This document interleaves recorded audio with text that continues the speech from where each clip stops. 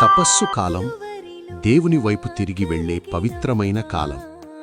ఈ 40 రోజుల ఆత్మీయ ప్రయాణం మన హృదయాన్ని పరిశీలించుకుని, మన జీవితాన్ని సరిచేసుకునే, దేవునితో సంబంధాన్ని పునరుద్ధరించుకునే అనుగ్రహకాలం. ఈ ప్రయాణంలో ముఖ్యమైన అడుగు పాప సంకీర్తనం. మన జీవితంలో ఎన్నోసార్లు దేవుని ప్రేమను మరచిపోయాం. మన మాటలలో, మన ఆలోచనలలో, మన క్రియలలో దేవునికి దూరమయ్యాము.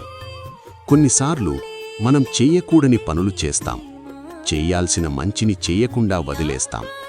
ఇవన్నీ మన హృదయాన్ని భారంగా చేస్తాయి.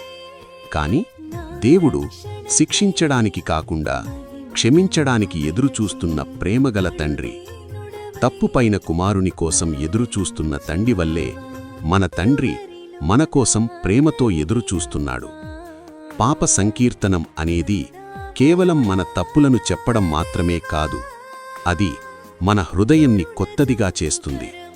మన తప్పులను ఒప్పుకుని నిజమైన పశ్చాత్తాపంతో దేవుని కృపను కోరినప్పుడు ఆయన మనలను శుద్ధి చేసి కొత్త జీవితమిస్తాడు.